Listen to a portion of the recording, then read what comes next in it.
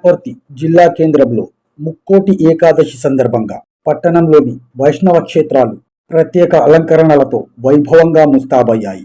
వైకుంఠ ఏకాదశిని పురస్కరించుకొని వనపర్తి పట్టణంలోని అలివేలు మంగ గోదాదేవి సమేత శ్రీ వెంకటేశ్వర స్వామి ఆలయంలో భక్తుల సందడి నెలకొంది. పవిత్రమైన ఉత్తర ద్వార దర్శనం కోసం తెల్లవారుజాము నుంచే భక్తులు క్యూలో బారులు తీరారు.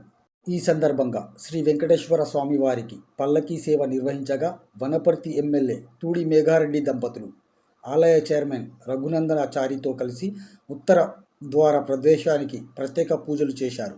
ఉత్తర ద్వార దర్శనం అనంతరం స్వామివారికి ప్రత్యేక పూజలు నిర్వహించగా పూజారులు ఎమ్మెల్యే దంపతులను ఆశీర్వదించారు. ఈ సందర్భంగా ఎమ్మెల్యే మేఘారెడ్డి మాట్లాడుతూ, ఈరోజు వైకుంఠ ఏకాదశి సందర్భంగా ఇప్పుడే ఉత్తర ద్వార దర్శనం చేసుకోవడం జరిగింది.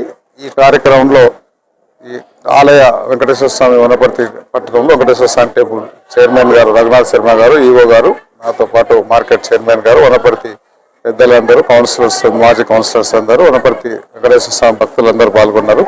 వాళ్ళందరికీ, వనపర్తి నియోజకవర్గ ప్రజలందరికీ, తెలంగాణ రాష్ట్ర ప్రజలందరికీ వైకుంఠ ఏకాదశి శుభాకాంక్షలు తెలియజేస్తూ, ఈ వెంకటేశ్వర స్వామి టెంపుల్కు దీనికి చాలా చరిత్ర ఉంది. ఈ చిన్న తిరుపతి లాగా వెంకటేశ్వర స్వామి తిరుపతిలో మేము ఎట్లా దర్శనం చేసుకుంటామో ఇక్కడ వనపర్తిలో ఉన్న భక్తులు మేము ఇక్కడ దర్శనం చేసుకున్నప్పుడు తిరుపతిలో వెంకటేశ్వర స్వామి ఎట్లా ఆ ఫీలింగ్ అది వస్తుంది. కాబట్టి ఈ వనపర్తి ప్రజలందరూ, ఈ తెలంగాణ ప్రజలందరూ వెంకటేశ్వర స్వామి ఆశీస్సులు ఉండాలని, ఇంత ప్రతిష్టాత్మకమైన ఈ టెంపుల్కి ఈ మధ్యకాలంలో గౌరవ ముఖ్యమంత్రి శ్రీ రేవంత్ రెడ్డి గారు కూడా వచ్చున్నారు.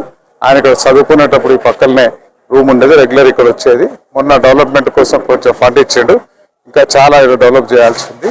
సో రేవంత్ రెడ్డి గారికి మరియు తెలంగాణ రాష్ట్ర ప్రజలందరికీ, మరియు ముఖ్యంగా వనపర్తి ప్రజలందరికీ వైకుంఠ ఏకాదశి శుభాకాంక్షలు. ధన్యవాదాలు.